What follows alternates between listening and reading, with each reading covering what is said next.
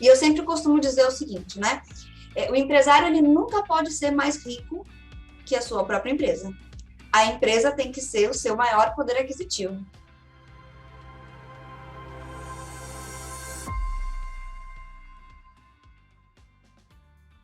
Tudo bem com você?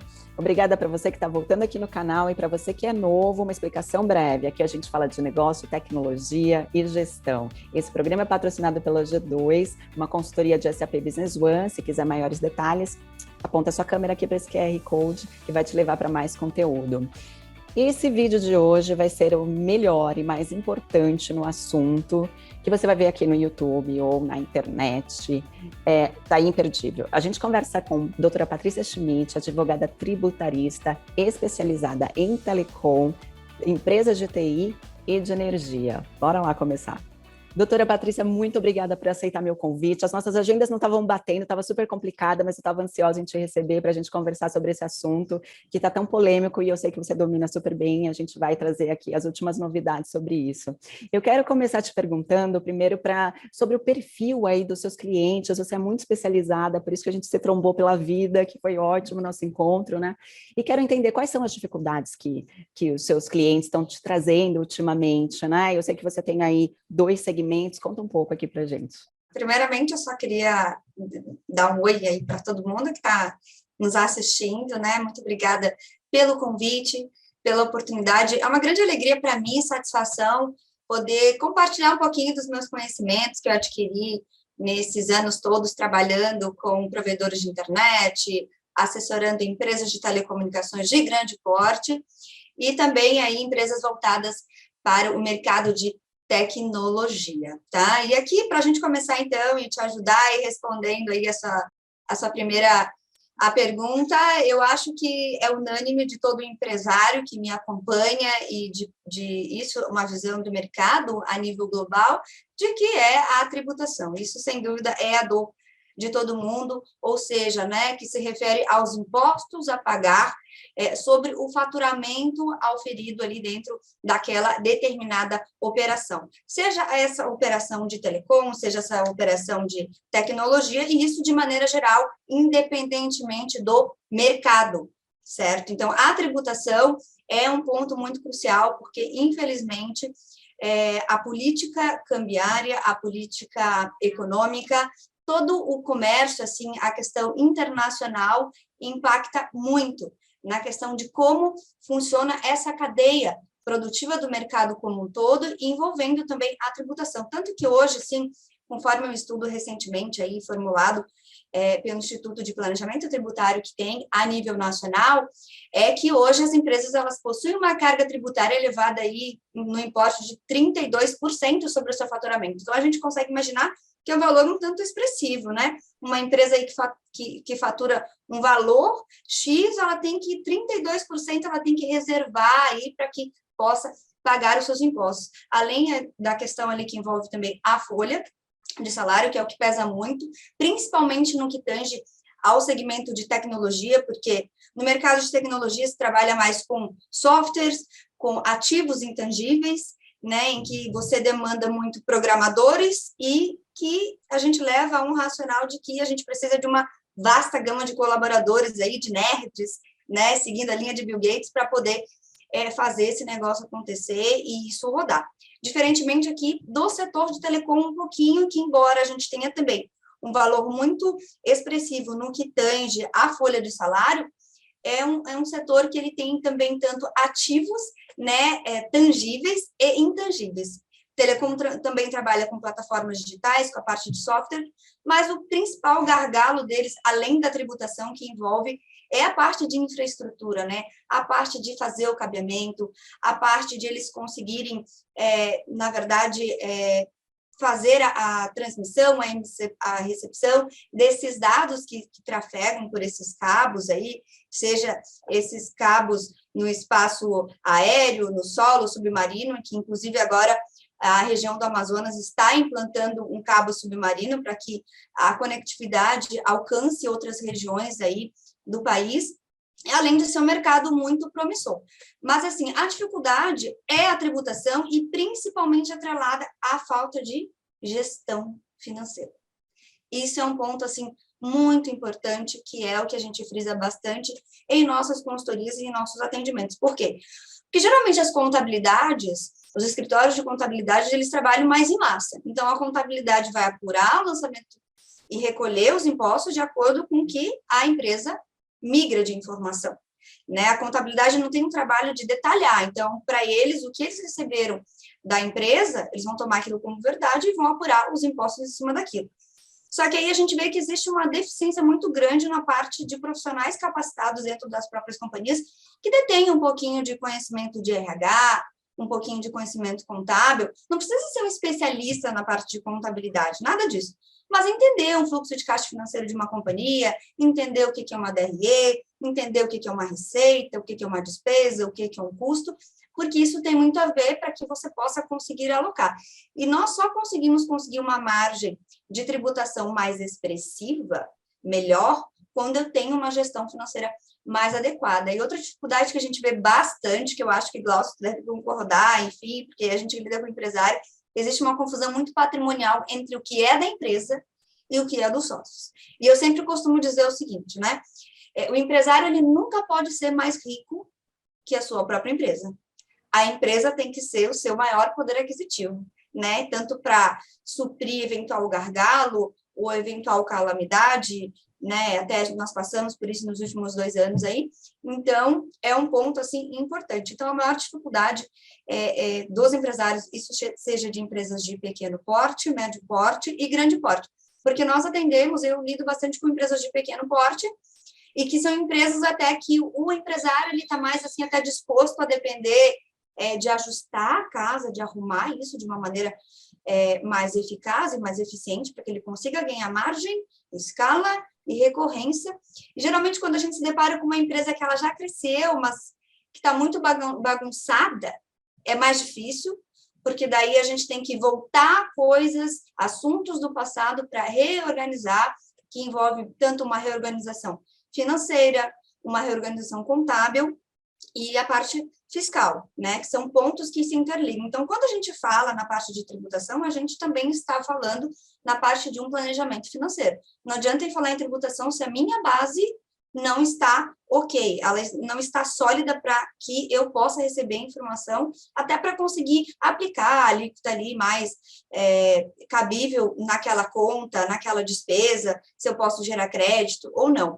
Então, a gente sabe que empresas optantes do lucro real, a gente tem essa possibilidade de oferir créditos no que tange aí as contribuições de PIS e COFINS, certo? Em relação ali ao ICMS, que em telecom é a maior carga tributária, já em tecnologia nós não temos tanto esse impacto de ICMS, mas nós temos o impacto de ISS, inclusive até recentemente, aí conforme veiculado pelo Supremo Tribunal Federal, que a parte de licenciamento de software, prateleira, encomenda, teria a incidência de ISS e não mais de ICMS, que é uma discussão que já circula há séculos, que ninguém sabe se determinado software, isso aqui vai ter incidência do quê? ICMS ou ISS? Então, isso se torna tanto um desafio até para o próprio contador, para o próprio advogado tributarista, porque, assim, a gente tem um problema muito grave que envolve o sistema tributário nacional, porque a tecnologia avançou,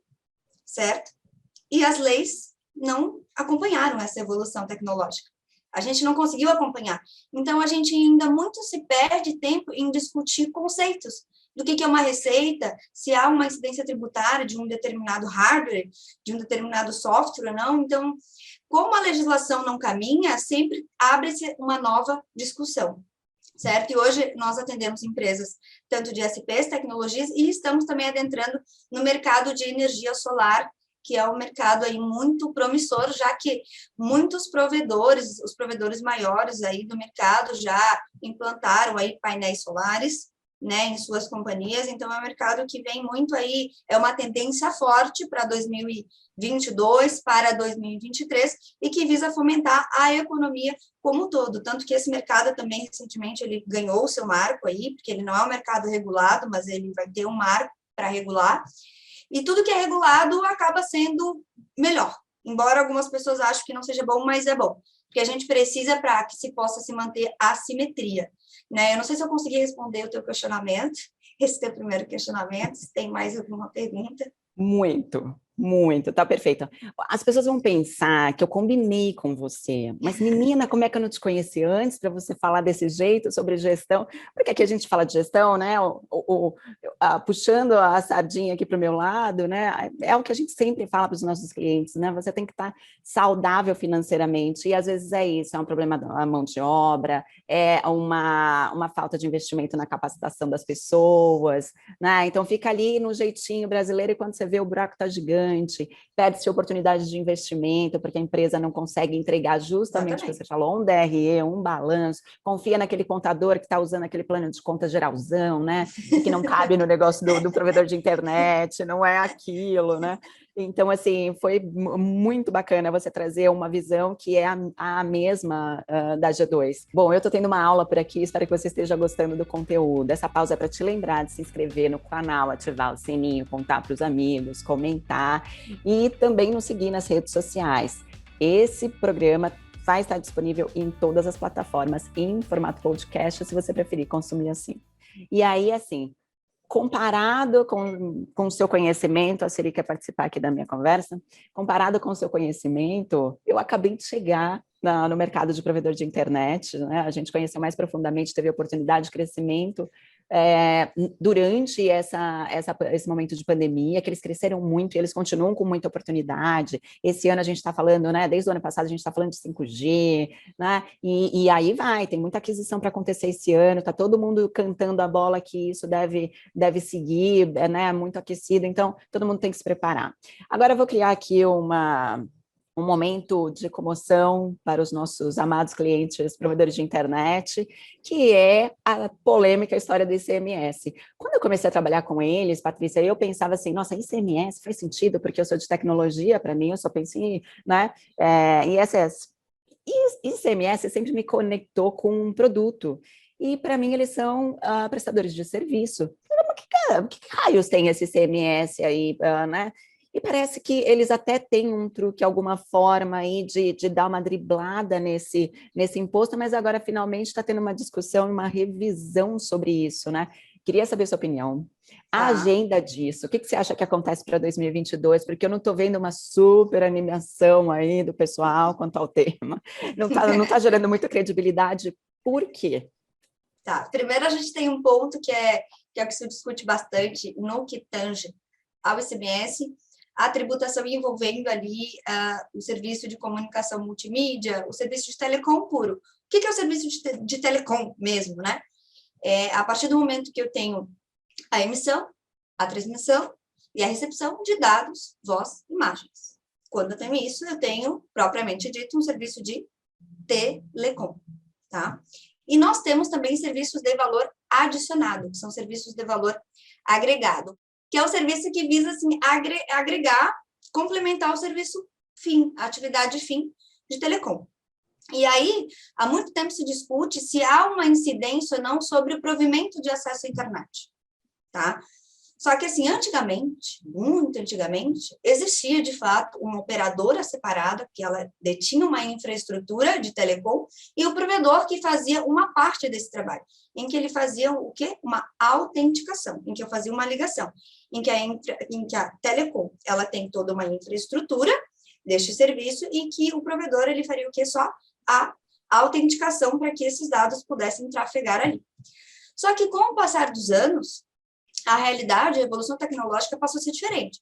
Por quê? Porque antigamente nós não tínhamos uma internet por meio de fibra ótica, nós não tínhamos esses dados que nós temos hoje em questão de velocidade, né, em que nós tivemos algumas gerações aí, que começou desde 1G, 2G, 3G, 4G, em que cada geração conta-se um marco temporal de uma década até chegar numa outra, tá?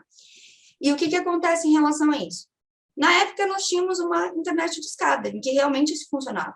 Só que no atual marco temporal, no atual momento, isso não existe.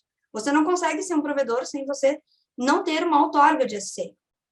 Não ser. Então, a política fazendária, o que a fazenda entende? O que os estados entendem? Que uma parte desse serviço é sim telecom. Então, eu sei que muitos do mercado e existe uma questão cultural que vai muito assim, eu causo um pouco de polêmica, porque a minha opinião, a forma, o meu racional vai muito, bate muito de frente com o que boa parte do mercado trabalha, mas isso vai da opinião e da decisão de cada empresário do que ele quer fazer, tá? Mas, assim, a gente tem que trabalhar com realidade. O que o fisco entende na prática? Que esse serviço, uma fatia dele é telecom, sim, e que não existe isso de um provedor não pagar ICMS. Isso não existe mais. Já foi-se o tempo em que nós tínhamos entendimento jurisprudencial de que empresas não precisariam pagar ICMS quando ele fosse só um provedor de acesso à internet. Isso não existe mais. Então, uma parcela, uma fatia, você tem que, sim, aí contribuir para com o Estado. Porque, na prática, o fiscal, ele olha muito isso, né? Ele olha como você emite o seu contrato, como você emite a sua nota fiscal, tá? E ele cruza essas informações e ele faz um cálculo por dentro para verificar qual é a base que você está utilizando em relação à tributação do ICMS. Diferentemente, quando eu tenho, por exemplo, um serviço de instalação, de suporte, de software. Por mais que sejam serviços de valor adicionado e que eles complementam uma atividade fim de telecom, esses serviços não são telecom. Eles são serviços aí de outro segmento que, de fato, não se misturam. Mas o provimento de acesso à internet, que é pauta de muita discussão entre eventos aí, pelas associações, é que o provedor de acesso deve, sim, recolher o ICMS, nem que seja alguma fatia aí, que aí isso a depender de cada estado, porque cada estado cada entidade fazendária de cada estado possui o seu entendimento fiscal. Então, vai muito do que eu quero arriscar, até que ponto eu quero ter uma receita descoberta, uma receita off-book, se assim eu posso dizer, para eu poder, talvez, ganhar margem, escala e recorrência, mas eu tenho que saber que lá na frente, em uma determinada linha do tempo, essa conta vai chegar. Eu tenho que estar preparado para aportar, para pagar.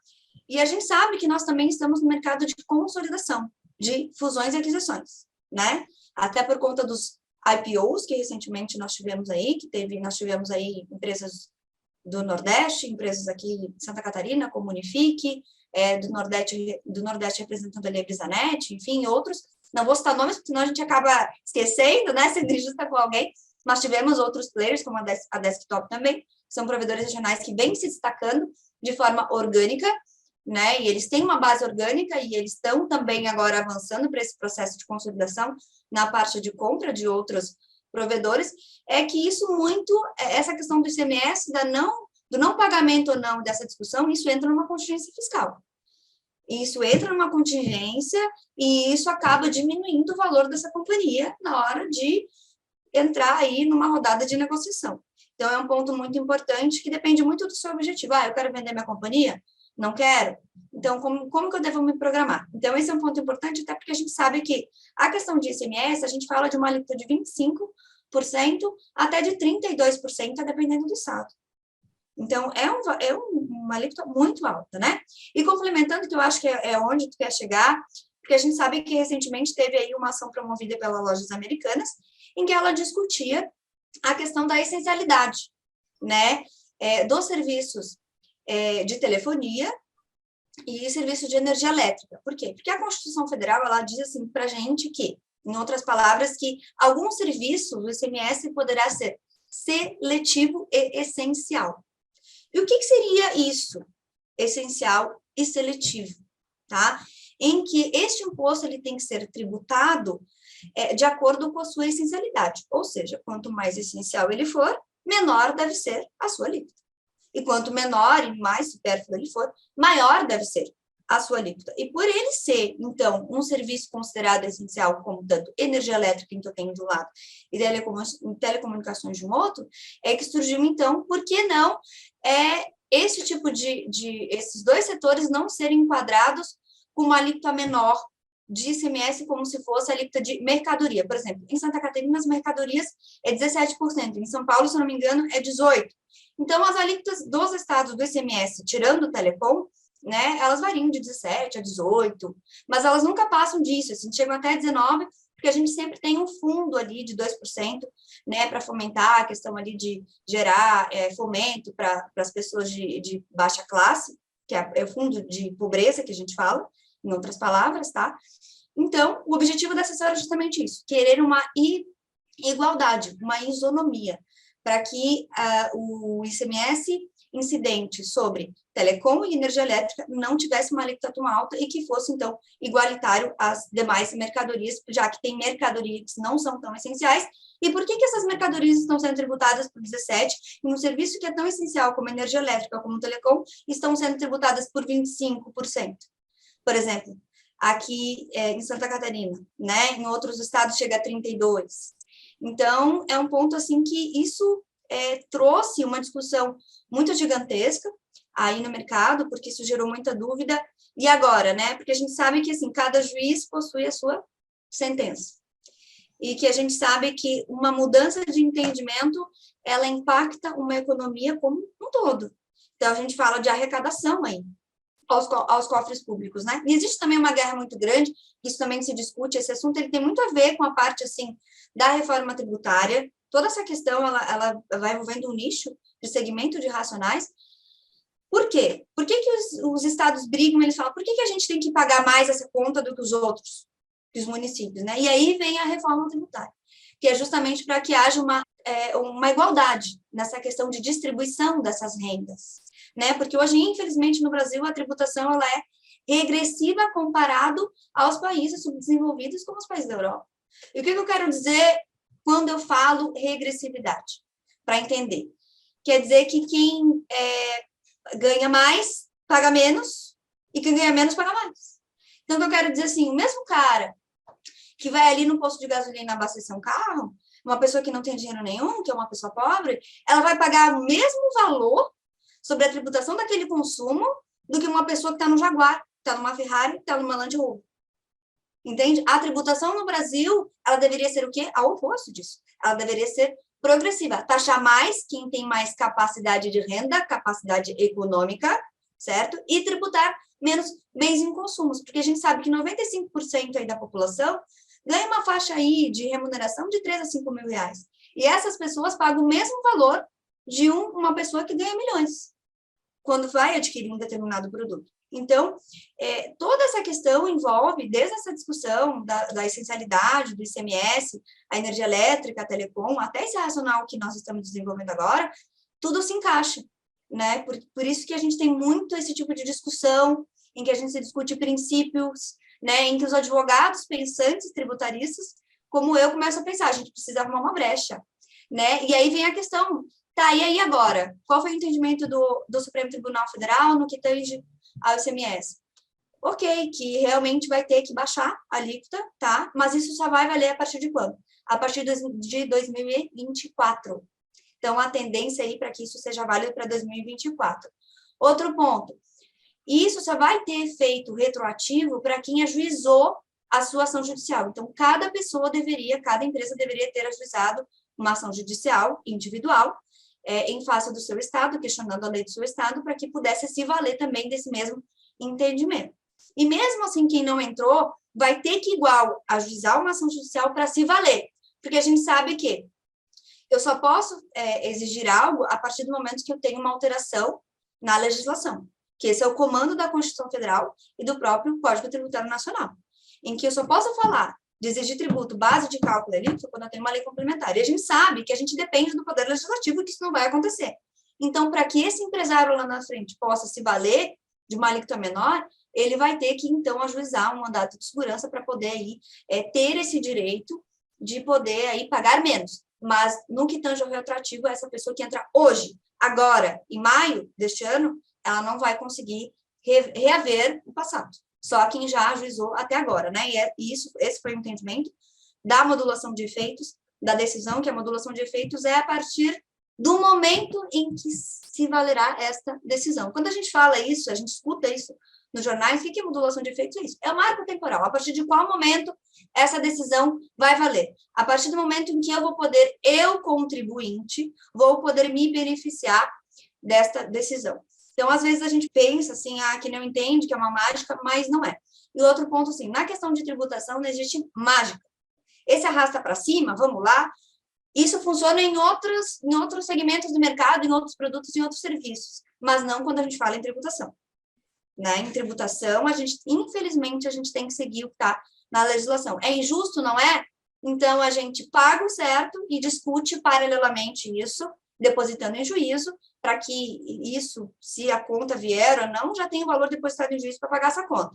Né? Muitas pessoas preferem no risco, deixam de pagar, entram com uma ação judicial, não depositam em juízo, porque o depósito em juízo vai garantir a exigibilidade que tem que ser suspensa, sabe? Quando eu deposito algo em juízo, eu tenho uma exigibilidade suspensa desse crédito, ou seja, enquanto eu estou fazendo o depósito em juízo, a Fazenda não pode me cobrar, não pode pegar meus bens, né? Não pode vir para cima de mim. Então, esse é um ponto, assim, muito importante, que eu acho que essa questão, assim, do ICMS tem que tomar cuidado, sim.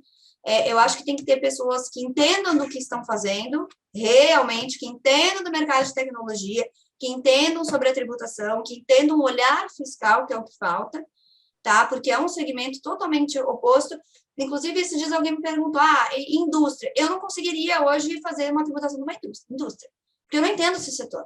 Se eu entrar numa indústria de cosmético, eu teria que entender como é que funciona esse mercado para eu avaliar onde eu poderia dar uma orientação. Mas eu não consigo falar. Então, assim, é importante que se tenha ao lado especialistas do setor em que você trabalha. Pessoas que estudam o seu setor para conseguir lhe ajudar, para você conseguir uma eficiência tributária aí mais positiva no seu fluxo de caixa, ter um EBITDA mais positivo, de você conseguir ver dentro da sua DRE uma possibilidade de um giro de capital que você precisa de dinheiro para a sua operação avalancar aí nos próximos meses. Então, não sei se eu consegui te dar uma geral aí. Mas...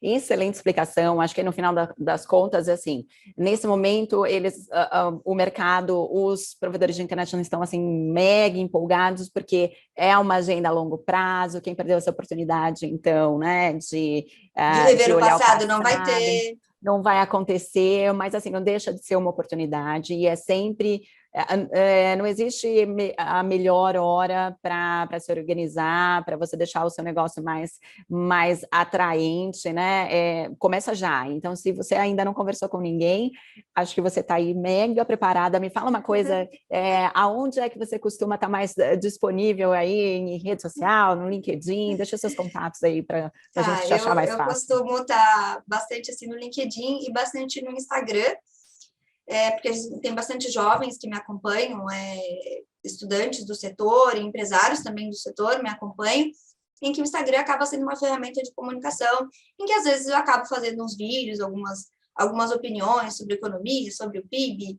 sobre reforma tributária, sobre tudo que acontece no mercado, porque o advogado tributarista ele tem que ser além de ser um advogado, né? A gente tem que entender de negócios, e eu falo muito sobre negócios e principalmente do empoderamento feminino da mulher, né? Que tem mulheres aí que são excelentes como executivas, como CEOs, e eu tive o privilégio de conhecer alguns. Então, aí quem pode me achar tanto pelo LinkedIn, pelo meu próprio nome, é fácil de achar. Se me procurar no Google, vai ver alguns artigos meus publicados por aí, em alguns locais aí da imprensa. E também o site do escritório, SCHG, e eu só tenho a agradecer aí pela oportunidade. Eu que agradeço. A melhor explicação aqui do YouTube, da internet, vai ser a sua, já é a sua. Super obrigada, doutora. Foi excelente conversar com você. Eu tenho certeza que a gente vai ter que voltar aqui para falar de outros assuntos. Acho que tem muita coisa na sua área e muita novidade para esse ano, para os provedores de internet. E também energia, que, como você falou, vai bombar. Foi ótima a nossa conversa. Obrigada, viu? Imagina, eu que agradeço. Um grande abraço e até o nosso próximo encontro. Até a próxima. Muito obrigada a você que assistiu esse programa até o final. Eu tenho certeza que você não se arrependeu. Esse conteúdo tá de primeiríssima. Lembrando, toda sexta-feira tem programa novo aqui disponível no canal. E a gente tem quadros como People Stuff, Inside Business One, Tech Trends, que estão imperdíveis. Eu te vejo numa próxima sexta com G2 Entrevista. Segue a gente nas redes sociais, não esquece. Tchau.